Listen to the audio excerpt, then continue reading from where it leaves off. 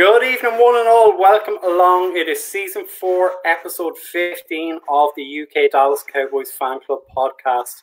I'm joined tonight by my 3 Scottish brothers. How are we all doing, gentlemen? Yes.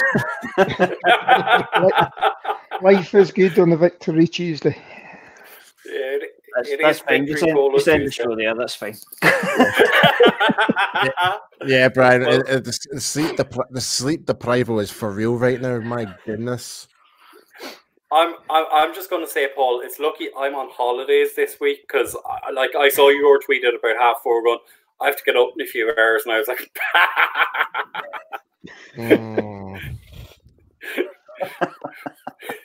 I'm surprised I'm actually still awake, to be honest. Yeah. Well, Graham, I was loving the message we got from you about 10 minutes ago in our group chat with the Vince McMahon strut. So we were having a little discussion to see whether that was about Rush. That was Cooper Rush. There we go. Very good.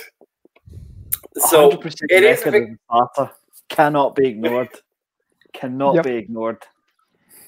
Puts him right in between Jason Garrett and Roger Staubach as the only quarterbacks to start the 3-0 in Cowboys history.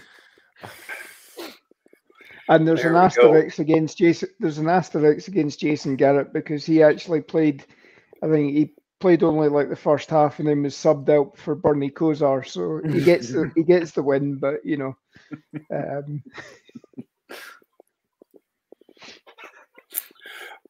As we can see, it is Victory Polo Tuesday. We defeated the Giants this morning for us here in the UK and Ireland, 23-16, attendance of just under 80,000. We're now second in the NFC East with a 2-1 record. So, gentlemen, we'll go around the horn and just give us your initial thoughts on the game itself, what you liked, what you disliked. And as always, anyone who's watching in, send us in your comments, let us know what you think. The most important thing is we get your interaction on the show. I thought the referees had an absolute shocker of a game. I will say that. Like the amount of missed offensive holding calls on that Giants offensive line was absolutely shocking, and I mean ridiculously shocking.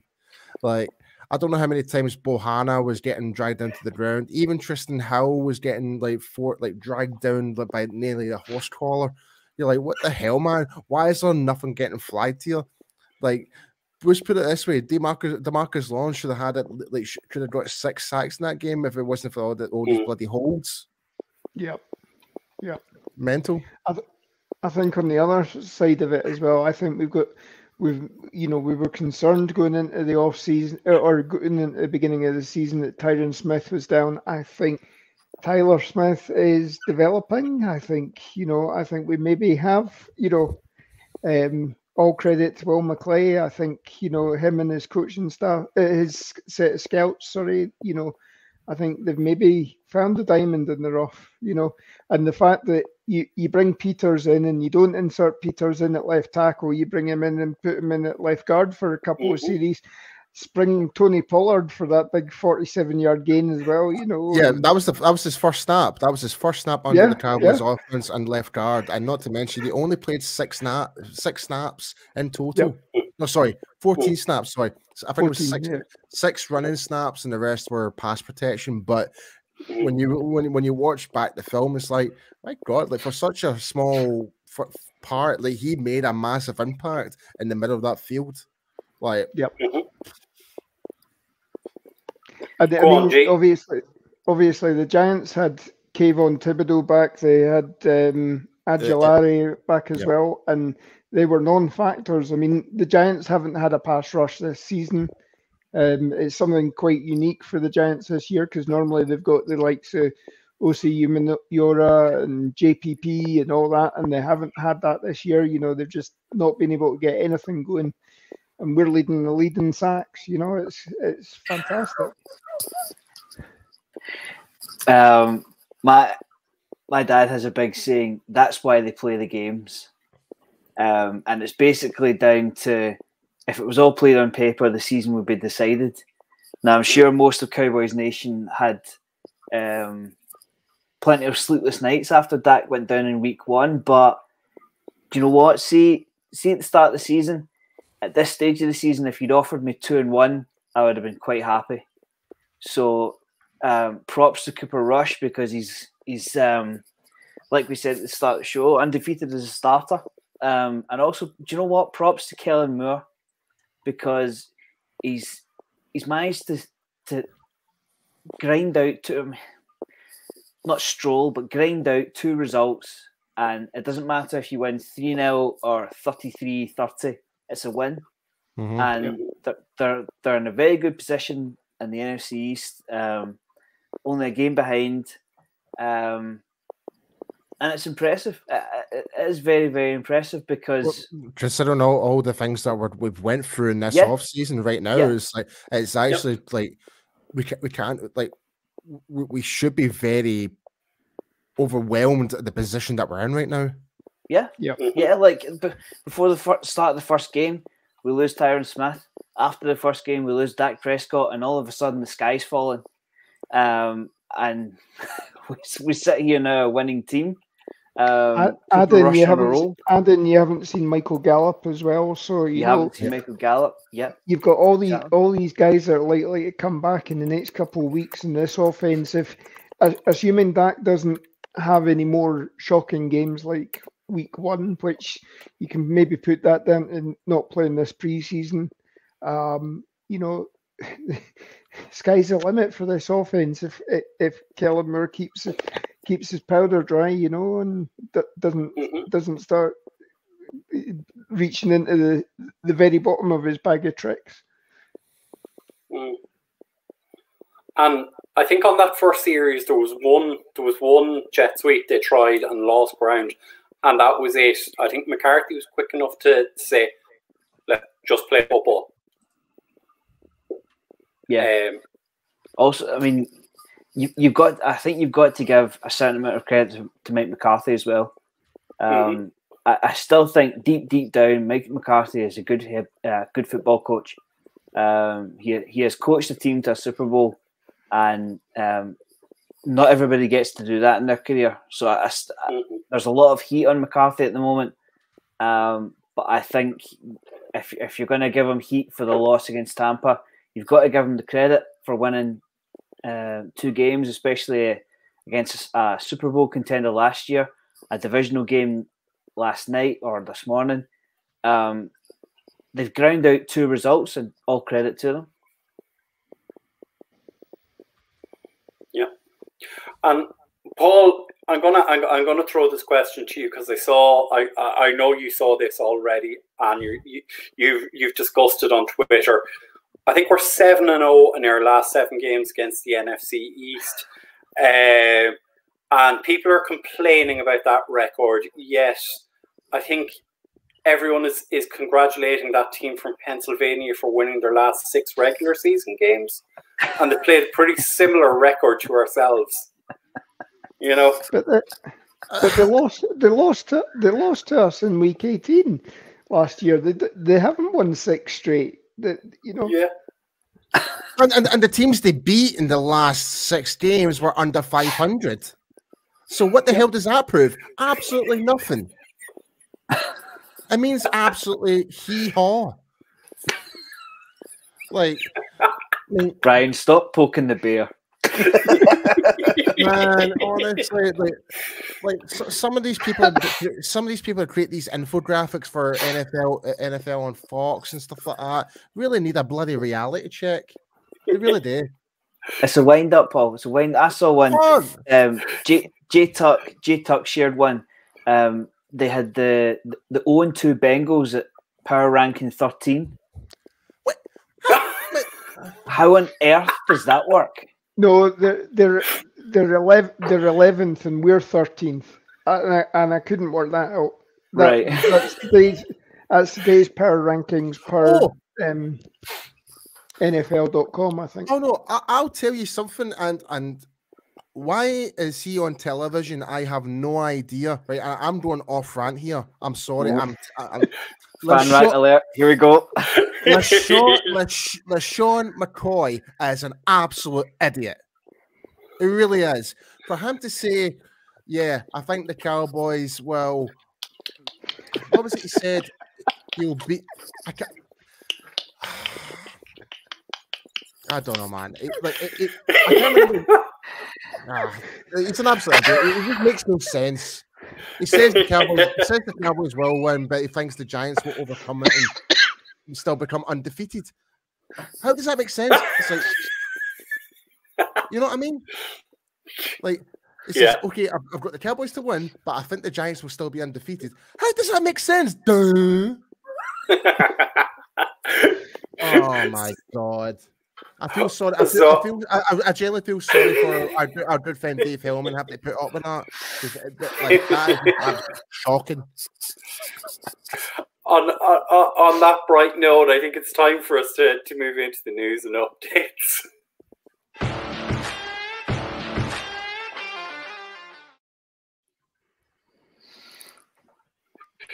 So, Dak Prescott had his stitches removed yesterday, or the largest of the stitches at the Meadowlands. Michael Gallup, Dalton Schultz, Conor McGovern, they're all progressing, and there's potential they will be available for the game against the Lols on Sunday.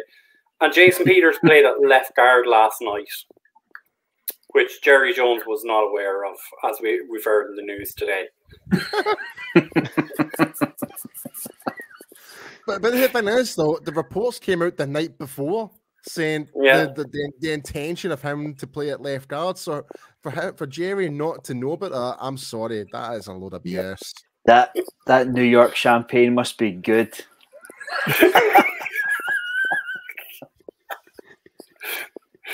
But look, I suppose the one thing you guys you kind of mentioned it there in the preamble there before the news and injury updates. We are starting to get players back now, as we say. Like Jason Peters played snaps last night. Jalen Tolbert got his first few snaps as well. Hopefully, McGovern, Schultz, Jaron Kerr, Stack. We might have all of those back at the weekend. You know, so the team it's 2-1 and might be about to get stronger. Yep. Yeah, definitely. I mean, especially like obviously we'll be talking about this in the pregame against the Commanders, whatever you want to call them these days. But yeah, it's everything seems to be kind of like promising there. Like the guys are coming in, like Noah Brown, who I thought was pretty much our star player in that whole game from pass blocking, creating separation.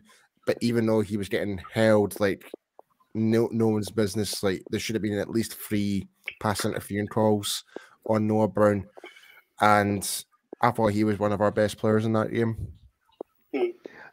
And this only helps us going forward. I mean, think of guys like Ferguson, Hendershot. I mean, they made contributions last night. Yep. They got game time, and they're just, they're balling out. And, yes, when we get Gallup back, it means that we can ease Gallup back in. We don't have to rush him back. You don't, after week 1 when Dak was out and we're going 4 weeks with Cooper Rush. I mean, as Graham says, I think most of us probably would have said that come week 3 we'd be 2-1 and that would be great. You were always going to split the Bengals and the Buccaneers. You didn't think you'd be splitting the Bengals and the Buccaneers with Cooper Rush as your QB. But, we'll take it. And it means that we don't have to rush Dak back, and get him back too early. We can wait until he's got the grip strength, which is something we need. Particularly, to get the tight spirals on the ball, you need to have that grip, and then far less anything else, somebody coming around and swiping the ball, and getting a strip sack, the more he can hold on to it, the better. So bringing these guys back slowly, and at the same time you're getting experience for everybody. And as I say, this offensive line is gelling. It's, Gadish is playing well. I mean, even Farniok, for all Farniok's, much maligned, he's actually showing up as well. So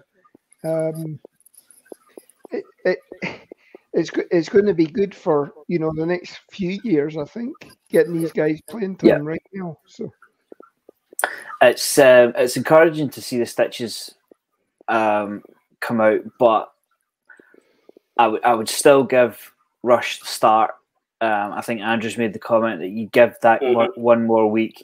You would like to think that the offense that turned up last night or this morning would be enough to beat the Commanders.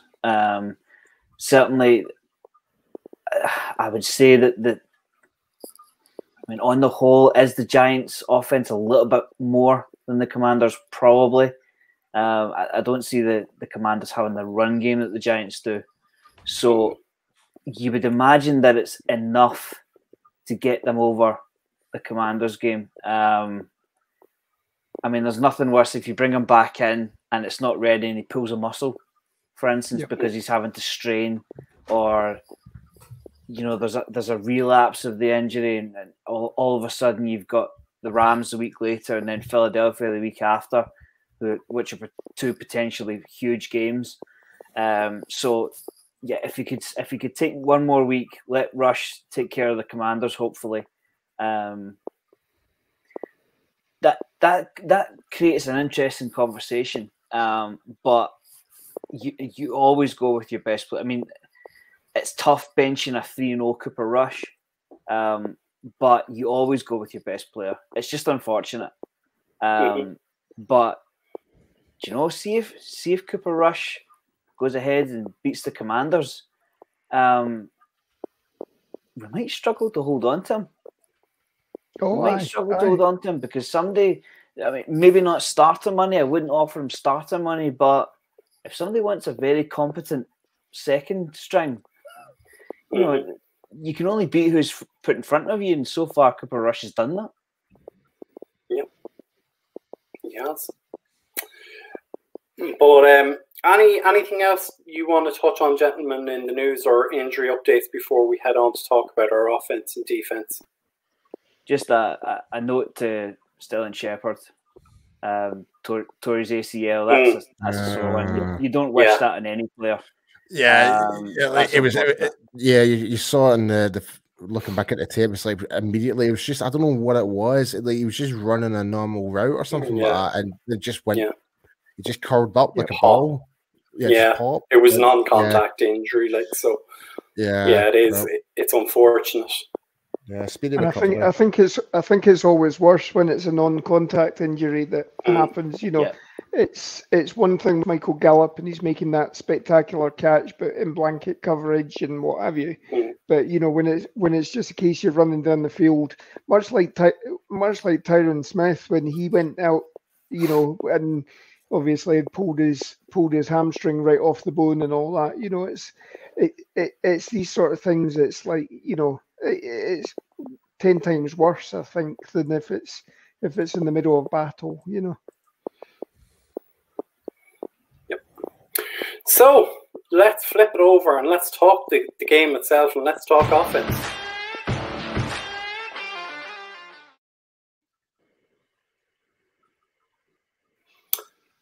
So you can see the numbers rolling down through the bottom there. Cooper Rush was again efficient. He managed the game well. Zeke and Tony, I think, had great games, and I know you all want to talk about separate parts of the offensive line. And I think that the one other point coming out of the game was there's still a lot of room for improvement with the offense itself. There was drop passes from the wide receiving core. There were a couple of dodgy decisions. So look, I'll throw it over and you guys take it away. And yeah, so for the offensive line perspective, I find the only really negative I could really think of is primarily those two holding calls. Sorry, the two penalties, the three penalties, the two on Smith and the one on Farniok, which did kill the momentum of the drive, really, and it kind of resulted in this to kind of go to a field goal by the end of that drive, really. other than that, just looking at the statistics and again, we're looking, you know what we're like with PFF. It can be a bit controversial sometimes, but yeah, sometimes, mate. But yeah, like the 0 sacks. I think Tyler Smith rebounded from his mistakes, only gave up 1 QB pressure throughout that whole game under 51 snaps and pass protection. But yeah, he looked really good, and we saw, and as DJ Doll made the comment here, Smith blocked 3 guys and getting upfield in the push pile at the end of the run, showing his athleticism, and he was showing his determination, and that looked like a pure classic Ezekiel Elliott moment of him moving upfield, and even the instant impact with Jason Peters playing at left guard, like we kind of mentioned, like he came in, first play of the game, he made that inside block and opened the pathway for Tony Pollard to go upfield for 46 yards. So from an offensive line point of view, and especially in pass protection, we couldn't ask for anything better. And even though like Joe Philbin has been on the hot seat, he is actually starting to make this offense continuity starting to build now. So things are on the rise, but we will keep our we still want to kind of keep things on the chest, if you know what I mean. Yeah.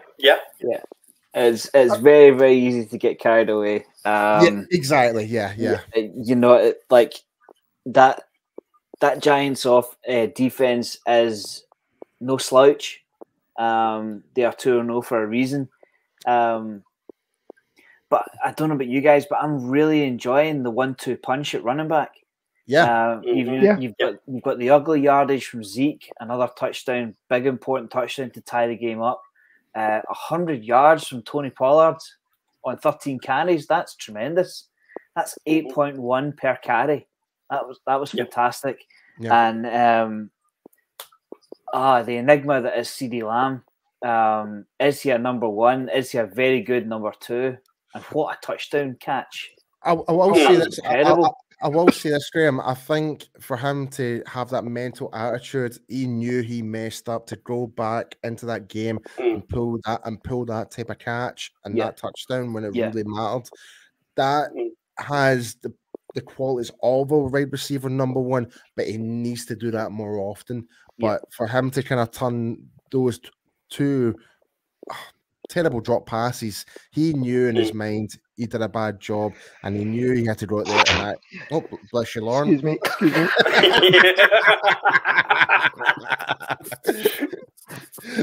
So we knew Lamb had to change things, and thank goodness he did, because the critics were going to eat him alive if he didn't pull anything off in this game. Yeah, I mean, just going to pull up a point here, and I'll give it to you then, Lord. But Joe makes this point, and it kind of mirrors a lot of my thinking so far this season. And it's kind of mirroring what you guys are saying. It's the consistency there with CeeDee Lamb that's holding him back from everyone going, yes. Like I saw people saying it last night after the drop pass, take the number 88 off and give it to Noah Brown. Look, we all get head up at the moment, you know, but... let's just remember, Lamb never initially wanted to be number 88. He wanted to be his own number from back when he played in college. That it was Jerry Jones. It pushed that narrative. So, whatever people may think, don't hate Lamb for wearing the number 88. Put that on Jerry. Just remember that. Yeah. I think, you know, as well. I mean, what you got to remember, this is only his 3rd year in the league. You know, and you're asking him to go from being 3rd receiver to bit part 2nd receiver last year, and then now you're asking him to go number 1. You know, there is still a maturation process involved in that, and you know, obviously his teammates did a good job of actually getting around him and getting him to focus again last night, you know, because obviously if you saw him coming off the sidelines after both dropped passes, I mean, you know, the NFL at the moment, they're instigating fines if anybody breaks any of the game day tablets that they've got on the sidelines, and you know, CD Lamb was close to getting a couple of fines for smashing a couple of those. You know, but they calmed him down and they got him back in the game. And what gets me, we talk about Cooper Rush. Cooper Rush, 7 different. He attempted passes to 8 different receivers, completed to 7 different receivers last night.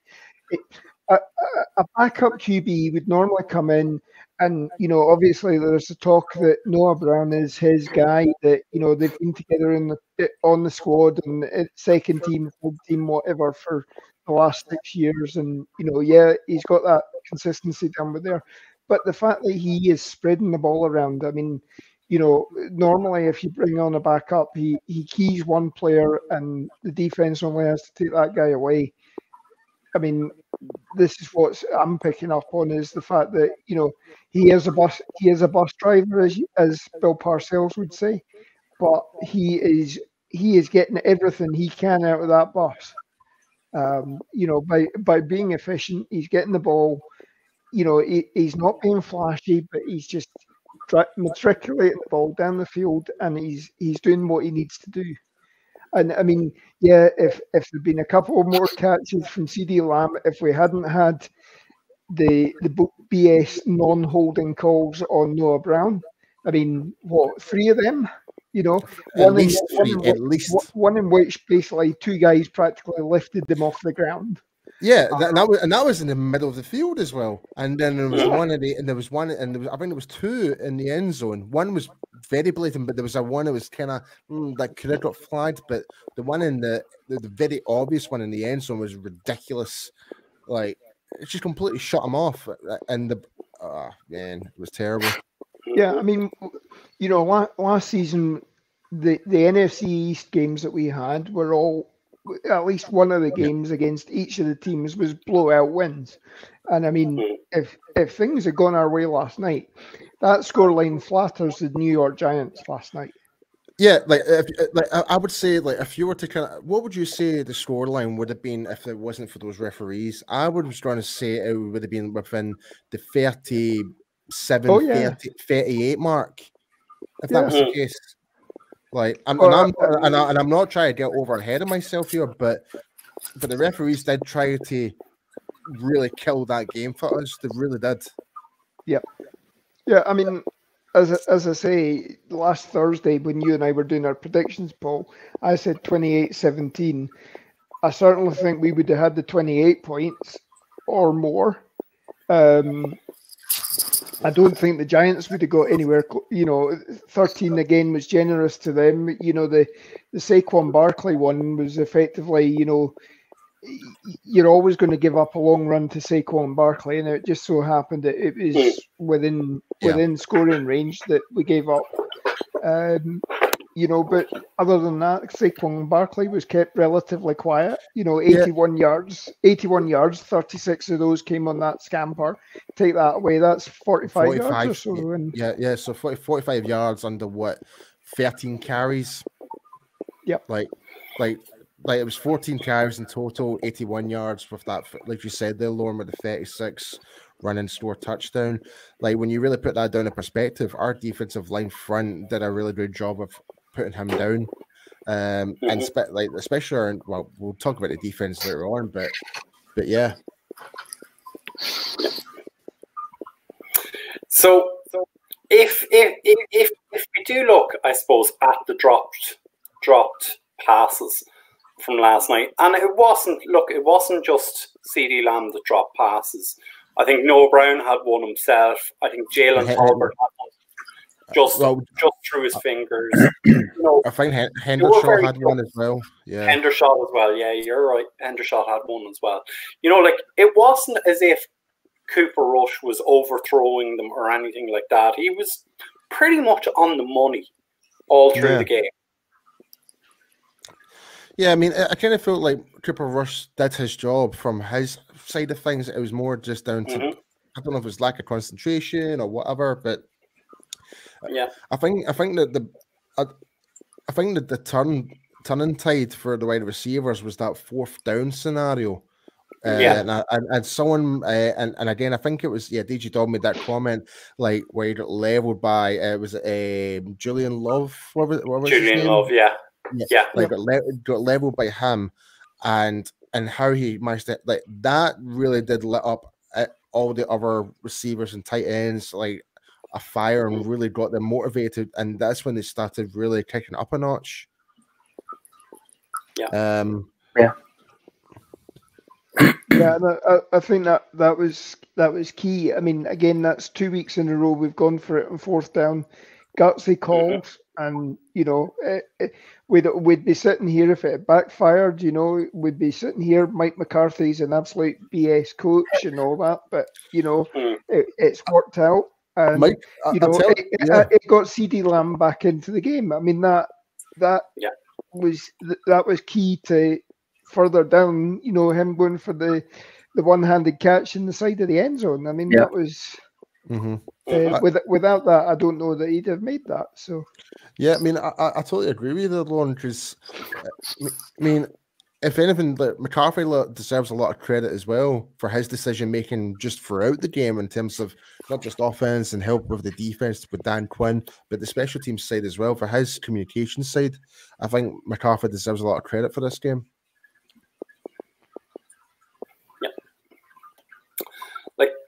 Graham, give us your insights on Mike McCarthy and how he managed the game yesterday, because as always, Kellen Moore will always get the plaudits for the offensive output, but it looked like McCarthy had a good rein on him, and as you said, you've always argued the case that he's a good head coach, and I agree with you. Yeah, I mean, he is. He's gone into a divisional game. He's put Cooper Rush in a position to take care of the football. I think, was it Troy Aikman said in the middle of the third quarter that at one point the Cowboys were 16 rushes and 14 passing attempts. You can't get much more balanced than that. Whether McCarthy's having a bigger say in the way Moore does things, there were fewer trick plays last night. Dialing up situations where it puts Rush in the position to win, like the quick outs to Brown, to Lamb, to go and get the 4 or 5 yard carries. They're not pretty. They're not pretty to watch, but they move the chains. And right now, the Cowboys' offense is moving the chains, and they're getting the job done. It's unfair to call Cooper Rush a game manager. I think he is more than that. You've heard game manager leveled at plenty of quarterbacks over the years. Jimmy Garoppolo, game manager. I mean, guys played in the Super Bowl. See this whole talk about Jimmy G always trade up for him. Get lost, man. Seriously. Yeah, I mean, think what Cooper Rush has saved us in draft capital. Because if the Cowboys went after Jimmy Garoppolo, you're talking at least a second round pick. At least probably flirting with a first. And the salary cap held, Graham. The salary cap held. Yeah, absolutely. Yeah. I think it was a perfectly coached game. They didn't do much wrong. They went behind, didn't panic. They stayed balanced. These are the little things that Mike McCarthy must have a say in. He is not standing there watching 2 other coaches call his team's plays. He will have a say in absolutely everything. He's not a coach to lose his head. He'll stay very level-headed. And like I said at the start of the show, I think he deserves credit for this because there's every chance the Cowboys could be 0-3 right now. Every chance. Do not get away from how well Cooper Rush, Kellen Moore, all 3 of them have handled this situation really, really well. Like we say every offseason, if your quarterback goes down, your season's over. Not right now. Not that. It's going against the grain just now. Yeah. So, Paul, question I have for you, and this was something Mike alluded to a lot during the draft process, and Graham kind of mentioned it in his last point about the balanced offense. A lot of the rookies who came in seem to have been picked for their ability to play in the run game, and some of the tight ends that were brought in for their ability to block and be that inline tight end rather than the wide out tight end. Have you seen that? Because there seemed to be a lot of three tight end sets last night with just one running back, one wide receiver. Yeah, I don't know if you may have noticed, but Matt Waletzko was in for one rep as an inline tight end. I don't know if you may have noticed that. Yeah. So, which playing fullback for Zeke's touchdown. Was it? Yes. Yeah. Yeah. So, and he had the block. He delivered the block that sprang that free as well. I mean, that was perfect. Yeah, I mean, I'm loving what's being utilized right now to help try and create these gaps. So because we saw like on the pull from Tyler Smith moving upfield to what she diminished that cornerback, pretty much pancaked his ass, pretty much. Excuse my French here, but what you don't really see is the block from Noah Brown on that, like sealing the edge. That was just absolutely beautiful to watch. Like for a wide receiver to kind of contain, like I think it was these Olojulari, he sealed in. Yeah. So for him, his size against a guy like that, just to hold him up for that one brief second to allow Ezekiel Elliott, I think it was at 26 yards that rush was. 26 yards, yeah. 27. Well, I wasn't far off. Yep. So no. But yeah, so you can't really complain what's been going on now for offensively with the run game right now. We just need to make sure that we just keep building on it rather than try and get too fancy to kind of just build the continuity up. I think that's it's going to be a key word we're going to keep talking about this season is continuity throughout this whole season. Yep. Yeah. Just to tack on to what Paul said there, what really impressed me last night with Pollard was his patience. Yeah, there was a couple of situations where he thought, right, that hole's just collapsed. What am I going to do now? And he waited for defenders to make the decision and then capitalized on it. I think his largest run was 40-odd yards, I think it was. Do you know what that reminded me of, Graham? It reminded me of Le'Veon Bell, of his patience when he was at the Steelers. That kind of reminded me of that ever so slightly.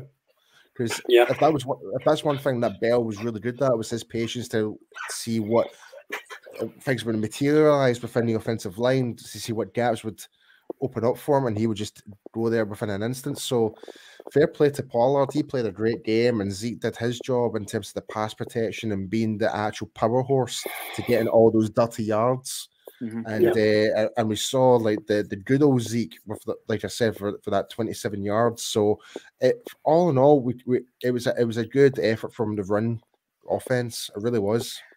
I think the thing I was impressed with Pollard about as well was there were a couple of times where he got 30 yards as well up the middle. Rather than dancing around in the backfield trying to get outside or whatever and risking losing 3-4 yards on a tackle for loss, he was going up the A gap. He was getting the 3 yards, and 3 yards is making it easier for the next down where you're 2nd and 7, 3rd and 4 or whatever. Take that rather than a 4-yard loss. So. That was good to see. And it also, if you're willing to show that he's able to go up the middle as well, that then actually helps Zeke as well, that Zeke can spring it to the outside as well. And, that then just creates absolute nightmares for defenses. And then they commit resources to try and stop the run, and then you open up the passing game. So, this is again, as I say, we're not at full strength.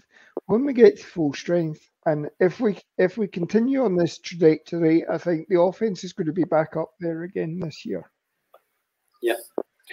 And Lauren, another question. You kind of segued into it a little bit, and DJ Dog has brought up this point as well. Peyton Hendershot and Jake Ferguson last night, 2 rookies. did not let the side down at any stage in terms of their blocking. As you say, the lead block from Ferguson for Zeke's touchdown. You know, there's a bit of dog in both of these guys. Yep. Yeah, I mean, they're both Big Ten tight ends. They're used to power running games, you know, so they're used to blocking tight ends primarily. But obviously, you're seeing that they've got the hands that, you know, they'll be able to stretch defenses as well. And, you know, again, that shows their versatility. But, you know, all through the draft process, we were talking about the guys that we were drafting have this nastiness streak. You know, they're not stupid with it. They're not likely to get you personal foul penalties, unsportsmanlike conduct penalties that see them then getting escorted off to the showers early or whatever. But they're gonna mix it up, and you know they've not got any. They're not timid against going up against these big guys that have been in the league 3-4 years or whatever. So, you know, this bodes well. And as DJ Dog says there, you know, Tyler Smith, you know, yes, I think Ferguson was about to lose it at one point, and there was certainly something going on after the game. There was a big coming together of the teams, and I think Ferguson and Hendershot were in there. Hendershot, obviously, you know, it's great that we got him. I mean, I think there was off the field issues with him that caused him not to get drafted. But you know, again, if he controls himself off the field and you know continues to play like this on the field, then you know this is going to be great for us going forward. And it goes down to, obviously, it's not so much drafting the right guys, as Jason Garrett used to say, but it's drafting the right guys for on the field and trying to manage what you do with them off the field. So, yeah. And DJ Dog just coming in with the comment there about loving the attitude of them. But Graham, I can see you something to add there, so go ahead. No, it's the perfect situation for them because I mean it's terrible that Schultz has come up with an injury and hopefully he won't be out for very long. But what these two guys need is game time. Certainly, I'll admit I was a little bit cautious about the two of them. I know Lauren and Paul were particularly keen on you know, young guys coming in to make an impression. I wasn't quite so sure. Obviously, you know, on you go, Paul. Oh, sorry. I was going to talk about it for the defensive side of things there, but never mind, man. Sorry, I just mumbled over my own words, so I do apologize. The point Lon's making, you know, they're not trying to extend themselves. They're not trying to do things that they're not capable of. They know what type of player they are. The offense know what type of player they are. So, like, play to their strengths, and if their strengths mean W's at the end of the day, then it can only be good. Certainly, we're not missing Dalton Schultz right now. I think it might be different if we come up against a Super Bowl contender. You know, it'll be good to get Michael Gallup back because we can certainly get more pass catchers involved in the offense. Hopefully, Jalen Tolbert extends a little bit. He's been a little bit quiet. I think they would prefer to get him more involved. But if Ferguson and Hendershot can take up the slack and like their athleticism surprised me the most. I have to admit, I can't remember which one it was, but I think they hurdled a defensive back. And Hendershot did twice. Yeah, Hendershot. Third quarter. Yeah. I didn't see that in the tape. I don't know if you guys did. I certainly didn't see it. So, if they're enjoying being starters until Schultz come back, then it can only be good going forward for the team. Yeah. Yep. So, anything else to talk about on the offense before we switch it over and bring Paul in on the defense? Oh, no, let's go D. let's roll.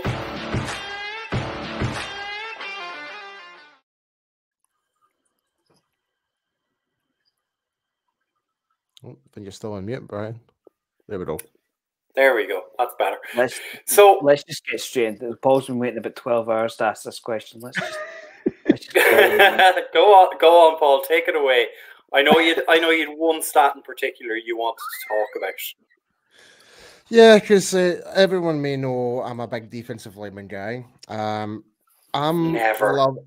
love the fact that every single guy in our defensive line roster right now, obviously with the exception of Terrell Basham, who's injured right now, but everyone else managed to record a tackle in the stat sheet.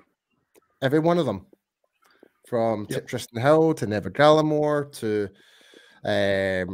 Chancey Golston was in there. So, but if there's one thing I would love to talk about, and I'd love to hear Graham's take on this and pass it on to him, is how well DeMarcus Lawrence played. Right, on you go, Graham. The floor is yours, my man. To show people behind the scenes a little bit, Jamie was almost on the show tonight, and I took over last minute to fill the slot, and I could feel the optimism bursting out of my phone when I said I would jump on. I thought Paul's got sights set on me. Do you know what? Fair play, because like I mentioned against in the Bengals post game that they were lining up Lawrence. I don't know if Lawrence was at end or at D tackle, and they had Parsons at D end. They moved him into VTech. Yeah, I tell you what, that's pretty difficult to defend. I mean, if you're going to put Parsons and Lawrence on the same side against your weaker tackle, that's tough. There's not an awful lot you can do about that. So if that's going to continue to work, then I'm all for it. Here's the beautiful part, Graham. See, like DeMarcus Lawrence was having a field day on Evan Neal. Like beat him for pure experience and skill set.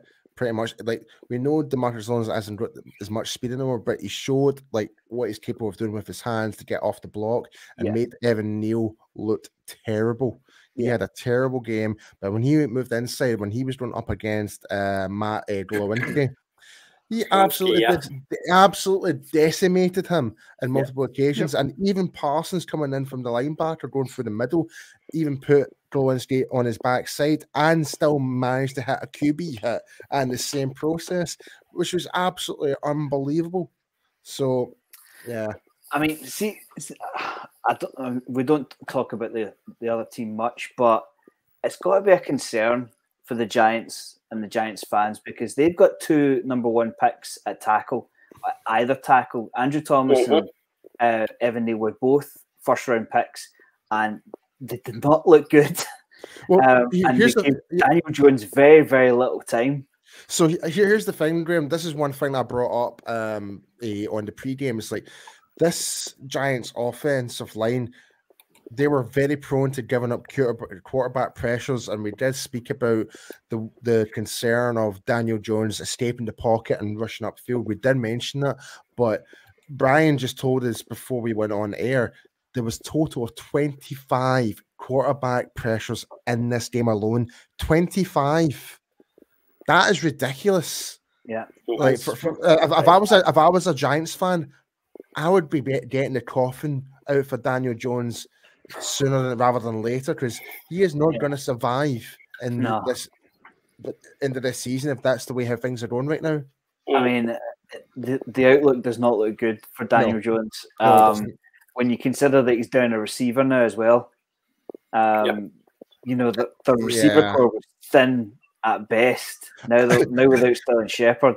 And their most expensive signing, Kelly Dodd. I don't even think he got targeted once. He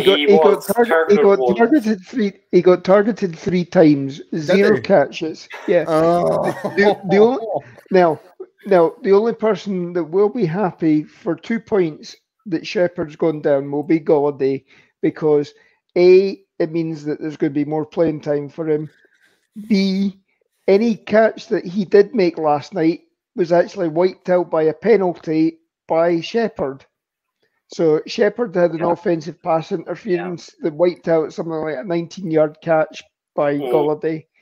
The next time Golladay caught it as well, there was a false start, I think, on Shepard as well. So it just, he ended up, obviously, as I say, three targets, 0 catches. Kadarius Toney had 0 catches, 0 targets and 0 catches. So, Michael Gallup, who was sitting on the sideline, had as many catches as these guys, I mean, it's a divisional game, so we wouldn't be divisional rivals if we didn't rip on them a little bit. And just before we came on air, I put a comment in the group chat.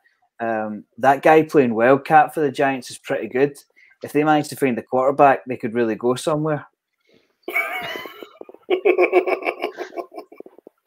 I mean, he's running for his life. 9 carries, 79 yards. Yeah, that's only 100 short of what he threw. It does not look good. I mean, I was really surprised though, because they are 2-0, or they were 2-0. Like they've got those wins from somewhere. It's. But there were points during the game where I thought these are silly fouls we're giving up here. Like for instance, the late hit on Jones out of bounds. They need to tidy that kind of stuff up, because in 2 weeks' time we play the Rams, and that could be a difference between a win and a loss. That kind of stuff. So if we can tidy that up, that would be nice. Yep. Yeah, a couple of silly flags, but thankfully it didn't hurt us. Yeah. Look, I'm going to ask the question: where does this Dallas defense rank in terms of the best defenses in the league? Like we've heard all season that the Bills is the best defense in the league. I'm not sure I agree with that. I think they're a very good defense, but I wouldn't put them ahead of us. Am I being biased? No, it's a top 5 defense. Yeah, I would say top 5 defense. Yeah, I'm not quite sure where it is right now. It's probably a little bit early to call where it is in terms of actual rankings, but I said after the Bengals game, that's a top 5 defense without a doubt. I think after that Giants game, with the whole QB pressures and stuff like that, like if you were to put it as a defensive line front, I would say we're in the top 3. Yeah, we're leading the league in sacks. We're leading the league in quarterback pressures or hurries or whatever you want to call it. The only one in terms of percentage pressure is the 49ers are slightly better. They've obviously, they're either getting guys home with the 4 that they're sending. They're not necessarily sending blitzes, and then when they are sending blitzes, they're getting there. But we're leading there. The only thing that we're not seeing this year, but will come, are the turnovers. And I think obviously next week we've got a guy that likes throwing up turnovers. He also spent a lot of time in the grass on Sunday as well, so he better make himself comfortable, because he's probably going to end up there again this week.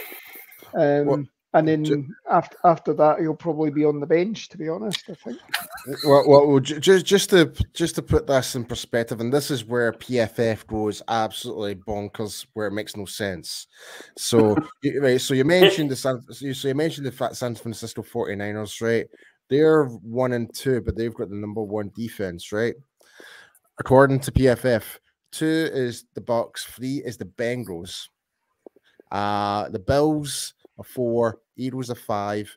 Where would you say Dallas has been rated? 17th. You're not far. You're not far off, Graham. They're ranked 15th. Absolute nonsense. It's absolute nonsense. It's ridiculous. It's absolutely ridiculous. Those type of statistics there make no sense.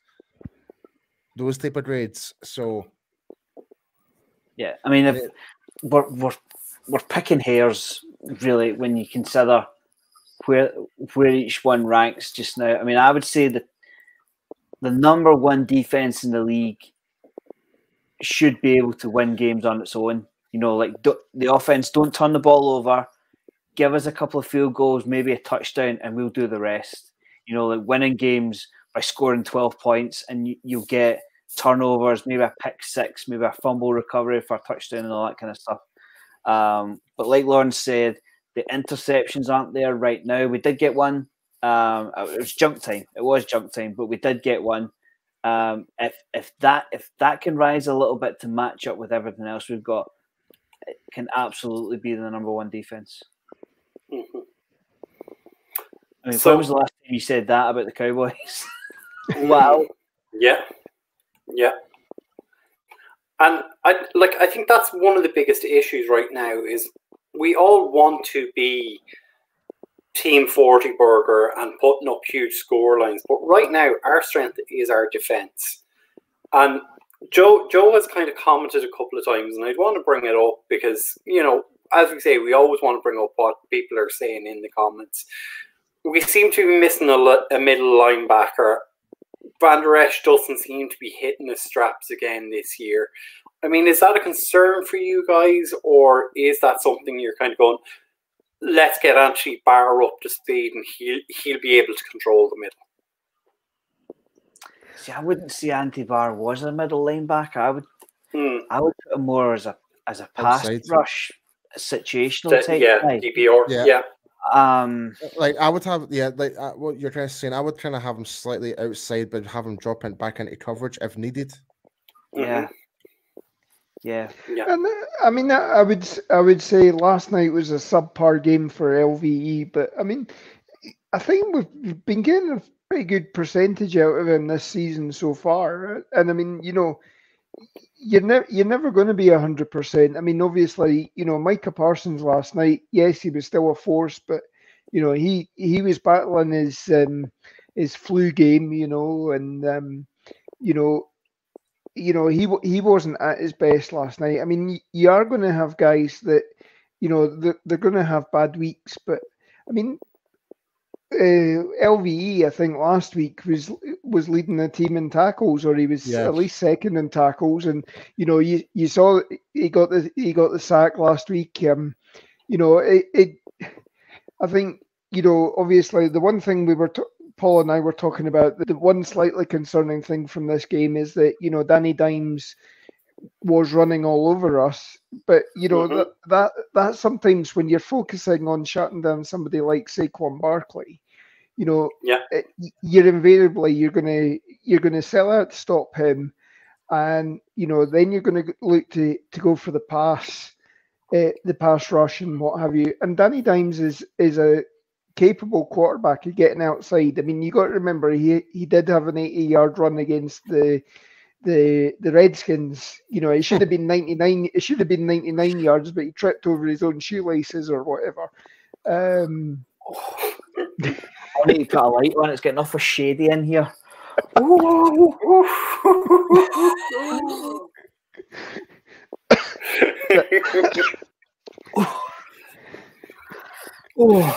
that heating on. It's cold. Yeah,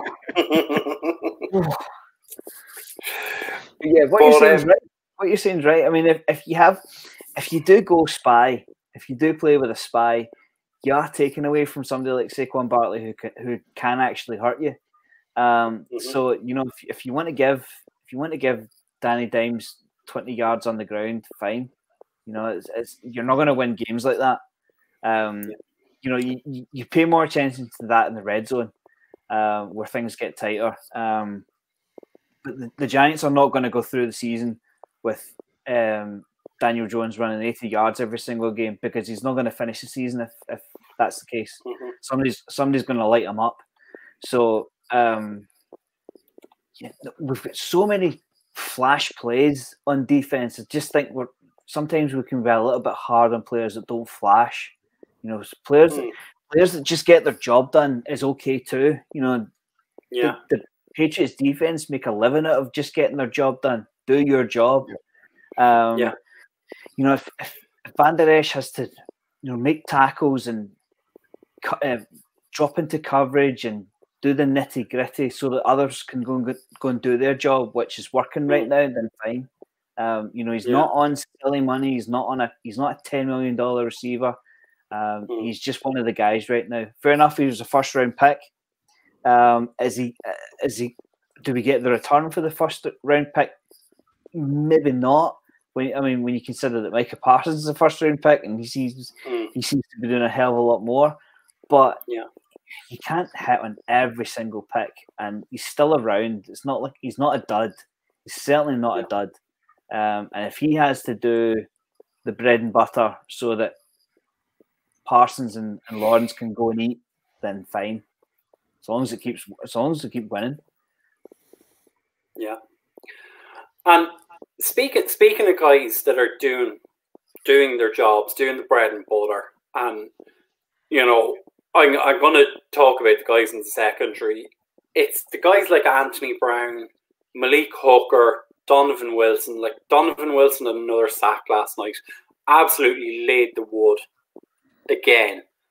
And you're having contributions from all of these guys who, as Graham says, you're not getting flash plays bar, say, that sack from Wilson. But Hooker is controlling everything from the middle. I don't remember one deep pass attempted by Daniel Jones last night because he just didn't want to go into the centre field. I mean, the guy had a quarterback rating of 41. Ouch. Simply, he didn't have the time to look downfield. He didn't have the time to set his feet and throw a pass like that because it just didn't happen. He never got the time. He was always on the move. He even got called for intentional grounding. He must have just so fed up with having so little time to get rid of the ball. Not much out of our safeties, but they didn't get much opportunity. Yeah. Danny Dimes, the longest pass last night was 21 yards. Cooper Rush had a 29-yarder, so he already outgained him on that one pass. If you went one pass against each other, that's an extra 8 yards. Malik Hooker was laying the wood. There was some comments earlier that he's a great free safety, but would you rely on him making the tackle? But he was coming in and laying the wood last night. Donovan Wilson, we know what he is. Obviously, thankfully we're not missing Curse. I mean, Curse, who was the star of the defense last year, obviously he's laid up at the moment, and the other guys are rising to it. As DJ Dog, you saw McQuamu and Bell, they got on last night as well, and they, nobody was picking on them. Normally you would come in and pick on the younger guys, and these guys were getting involved as well. So, and Anthony Brown is quietly going about building on last year's performance. He's enjoying this new system. Trayvon Diggs, probably his best game last night. He should have had a pick six, I think. There was one, talk about passes, but he had 3 pass defenses and the interception at the end to seal the game. We're getting, these guys obviously the pressure, because the pressures are coming from the defensive line. These guys are just going quietly. They're not getting the flash plays, but they're going quietly and doing their job. And I don't think at the moment, even Brady didn't light us up. You needed the touchdown that we gave up was just an absolute fantastic catch by Godwin. I think it was Godwin that first week. The number of times that this defense is getting the teams off the field, at worst giving up, 1 touchdown a week, giving up field goals, and I'll take field goals 9 times out of 10. If you're only getting them to get 3 points at a time and you're managing to at least get a couple of sevens, you're going to win. You're going to win 9 times out of 10. Yeah. I mean, Go on ahead, Paul. I'm a bit confused by your comment there, Andrew. I mean, well, yeah, I mean, the wide receivers are probably much the weaker point in terms of pass drops and stuff like that. But if you look at in terms of the main core foundations of the offense and the defense, it is there. Like Tyrant Steele had one of his best games this season in terms of the pass protection. We're seeing Tyler Biadasz actually improving game by game. He's actually becoming more vocal in his communication, helping like Zach Martin, helping Jason Peters, helping Farniok out there. But I do tend to agree, like in terms of like so what you're saying, Andrew, like in terms of the offense is poor. I would say it's just more towards like the receiver core right now. Just that on itself. If you're trying to single something out, that's probably our weakest point right now. Yeah. I would maybe suggest that every team's like that. You know, you don't have two incredible sides of the ball. See, if you look at the scores across the league just now, there aren't many blowouts. You know, somebody will be able to score points, and somebody will be able to shut you out. They say offenses win games and defenses win championships. That's because it's a week by week basis. And don't forget, Andrew, we're still without Dak Prescott. We're still getting over the adjustments left by Mari Cooper. We're still waiting on Jalen Tolbert getting up to speed. So we're still waiting on Michael Gallup coming back. So maybe that's a suggestion as why our offense maybe isn't on par with the defense. But let's not forget, the defense is playing exceptionally well. And you've suggested the Bills. The Bills didn't look too hot on Sunday afternoon. Nope.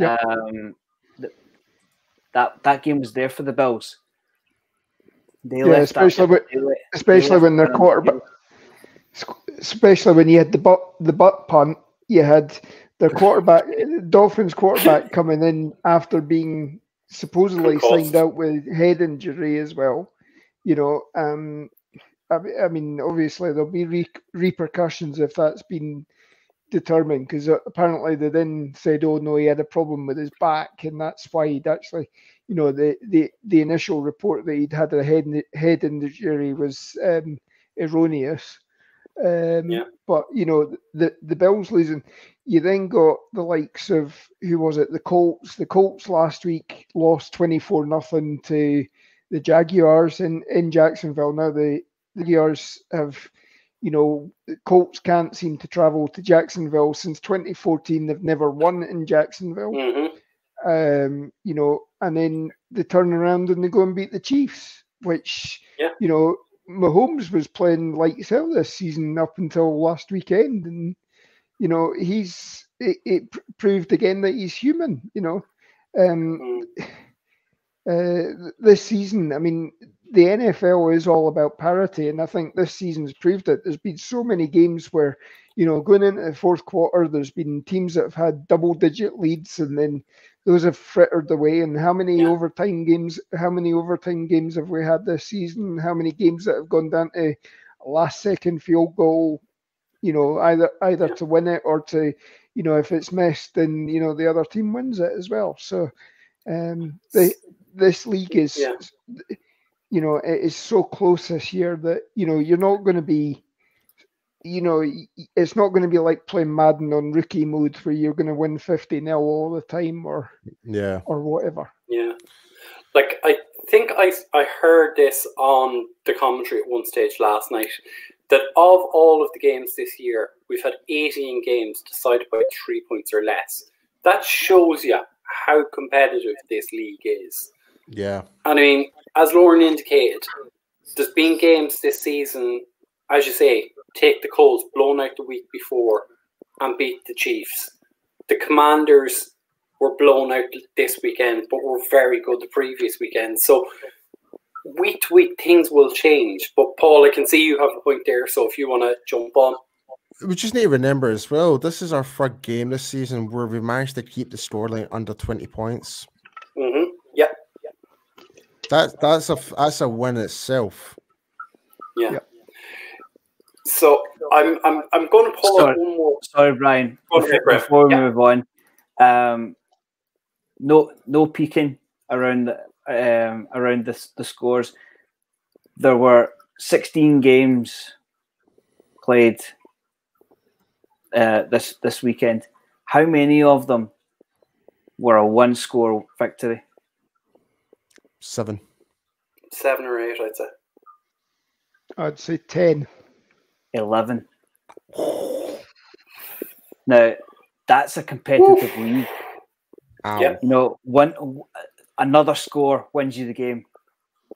11 out of 16 games was inside one score. I tell you what, Joe's comment there, the Jaguars beating the Chargers was probably one of the bigger surprise. Like Peterson, I'm actually more worried for this Jaguars game now. What Doug Peterson's doing to their offense now. Jags are no joke. Nope. Well, I mean, obviously they spent resources this off season. They've got a proven head coach who has won a Super Bowl. You know, so obviously got himself ran out of Philadelphia because he had disagreements with the front office. Sorry.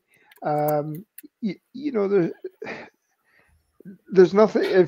If everything had gone rosy in Philadelphia, you know, I hate to say it, but that would have been hellish playing him twice a year, to be honest. No matter, you know, if he'd be able to get something out of Jalen Hurts. Now, Jalen Hurts, to date, I mean, he hasn't played us yet.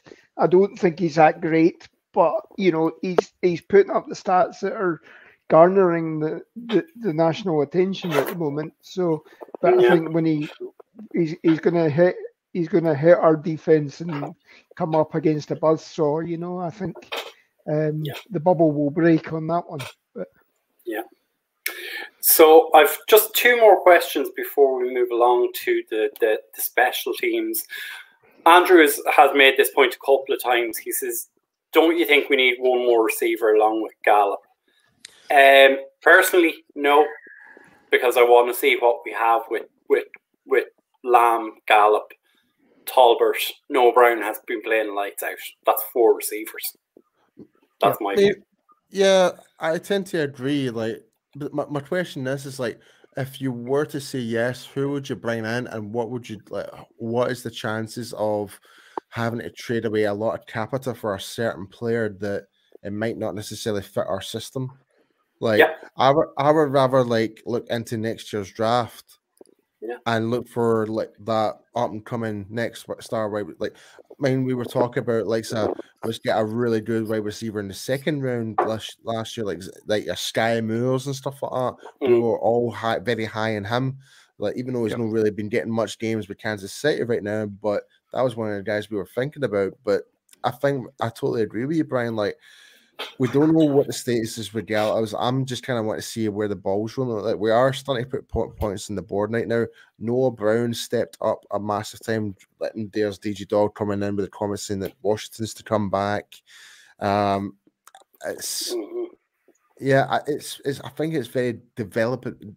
I can't even see it. Forever developing the players that we've got right now.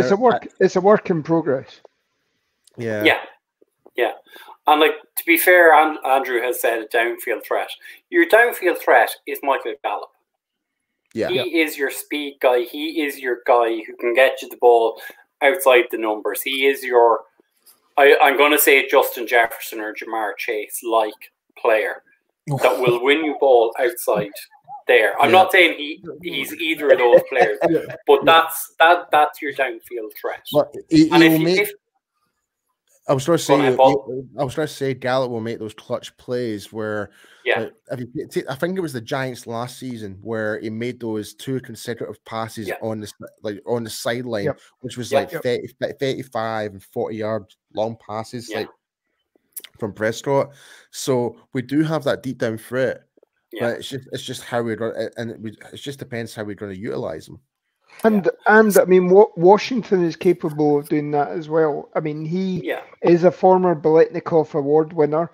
Just so happened he got drafted to Pittsburgh round about the time that Big Ben's arm started failing him, and you know it was a debate as to who could throw further, Drew Brees or Big Ben, as to who could get it over the line of scrimmage. You know, because by the end of their careers, I'm afraid they, you know, who was it? You know, the one thing that they were talking that Big Ben was passing the ball after about 1.2 seconds, and that was because he could only hit receivers at 5 yards down the field.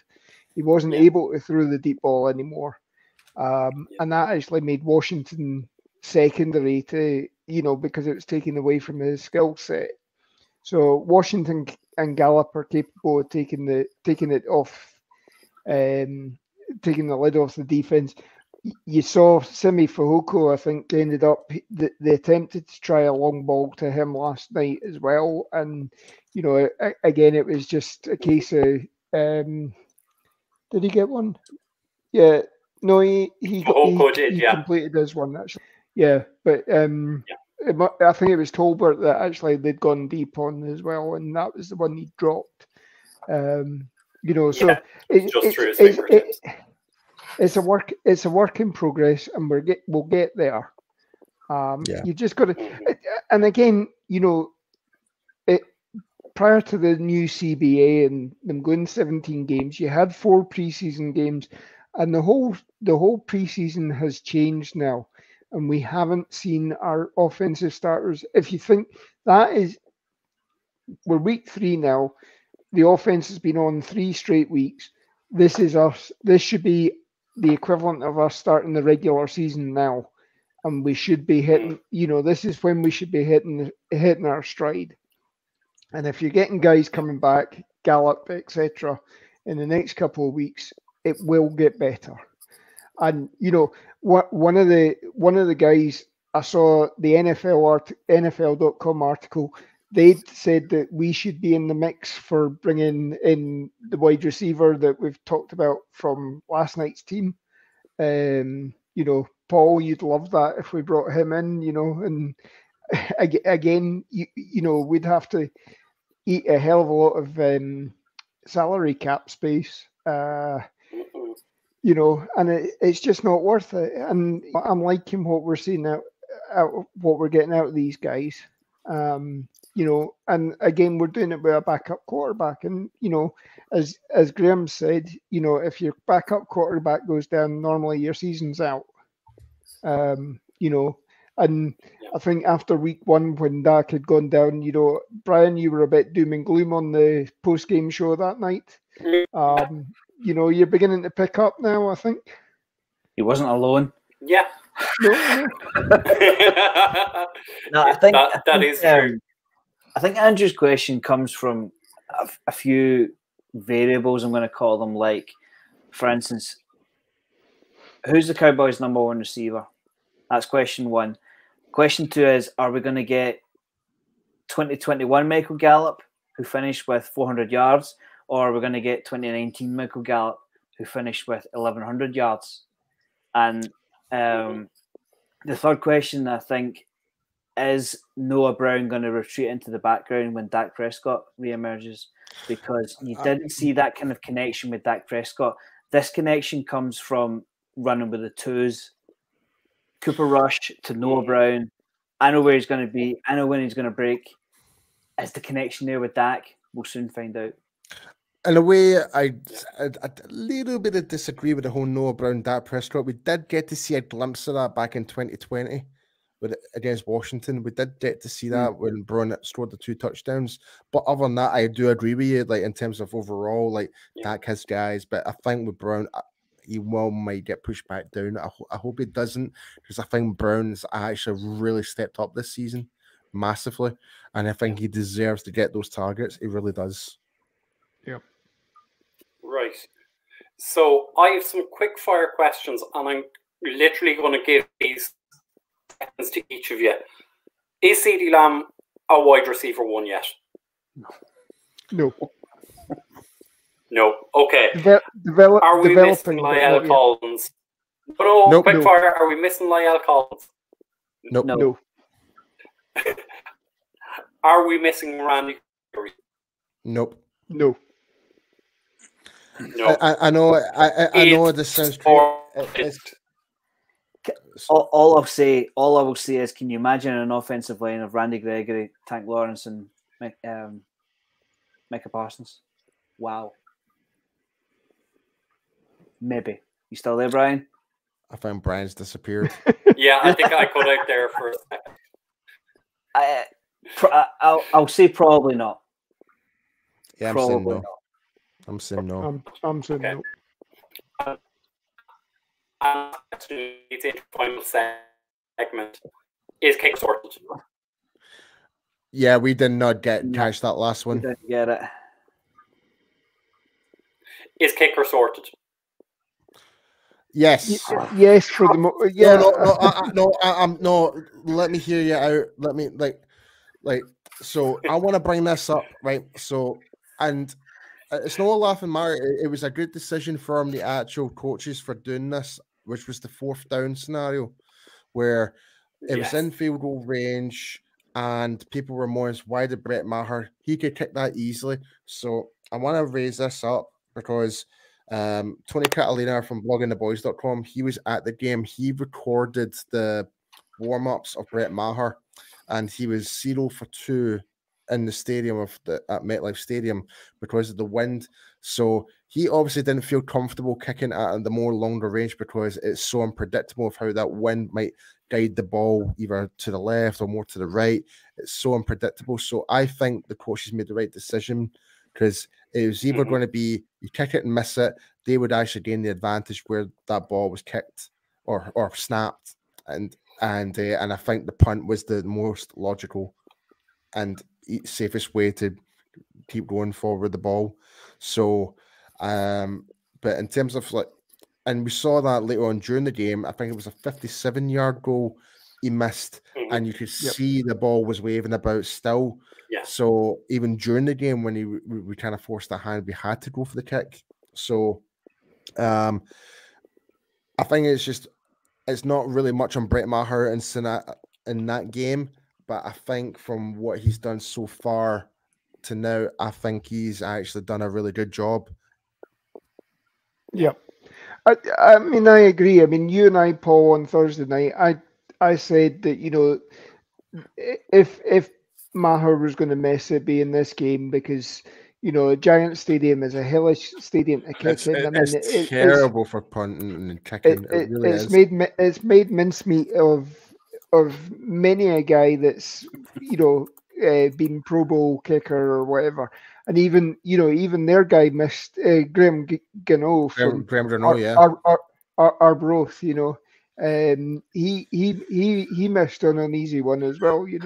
They're all Scottish special teams department. Jamie Gillan had a good game punting the ball last night, but even some of his punts were going a bit wonky. Which was actually even Brian Anger as well. Brian Anger, yeah.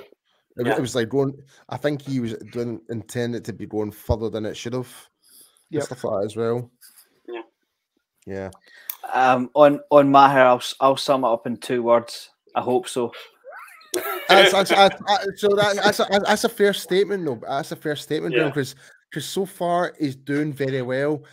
Yeah. You can't put the blame on Maher for missing that 59-yard kick in those high wind conditions. You can't really, but yeah, it's and just to clarify that 2 words and 3 words is a long running joke in the UK, just for international viewers. It's a long running joke, that one. So anything else, gentlemen, before we get out of here and try and finish before 10:30 before Mike Poland gets on and kills us? Big up to Turpin. It's Turpin time. Here we go. Oh, he has been so close to, he's close to breaking one, I think. Yeah. Did you see his biggest one? You'd have thought it was Christmas Day.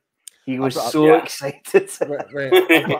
I've got a bet with you then. I think, what game would you think he's going to get it? Commanders. Commanders. I'm going to say the Eagles. I'm going for 2 there. Give me 2. I think that's the game where Tucker actually really puts those dirty birds to the bonfire. I really do. Here's my prediction.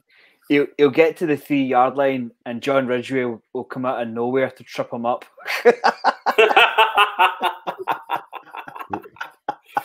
I'm trying to visualize that. How?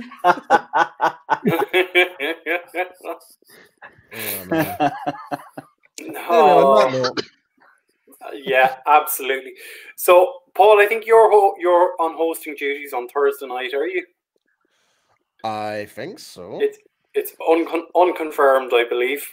We're waiting on advice from Mr. Mike. Yeah. Well, he's actually kicking it up wherever he is across the world. Yeah, absolutely. But as always, we will have the team back for 9 o'clock on Thursday evening here in the UK and Ireland. It is 4 o'clock on the East Coast, 3 o'clock in Texas, and 1 o'clock on the West Coast of the United States. Before we get out of here, obviously, we want to give a shout out to our sponsors. I'm just trying to find the... There we go. If someone would like to give the shout out. Yep, sure. Guys, if you're planning on to Dallas Cowboys game this year, be sure to go with Cowboys Experience for meet and greets, stadium tours, game tickets, and much, much more. But as you can see from the picture here, you can get to meet like Jay Novacek, Micah Parsons, Travis Frederick, Zach Martin, former Drew Pearson, Hall of Fame, and many, many other guys. Absolutely. And just to let everybody know that we do have a travel package planned for next year. So if you're going on this, or if you are going with Cowboys Experience, who wants to give this shout out? Yeah, make sure that you use the code UK Cowboys, say that we sent you. And if you do, what do you get? You get free stuff. Yes. In fact, we'll just put the wee banner up here so you can see it. There you go. Discount code UK Cowboys. There you go. And, and as always, don't forget. Yeah, don't forget to check out of our fellow content creators. There's the Ring of Honor there, you know. So you got Talking Cowboys, Hanging with the Boys, Blogging the Boys, which Paul obviously contributes to. Pick Six Sports, Skywalker Steel, KT Fun Tweets. You know, all of these. You know, I listen to as many of them as I can. I'm now actually getting to the point where I've got my podcaster running about 1.5 speed. Yeah, I was just about to bring this. I was just about to bring this comment out. I was just Labasi coming in with the whole ling and sinker in the end of the stream. Amazing. Come on, man.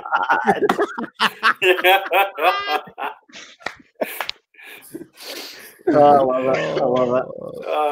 Absolutely.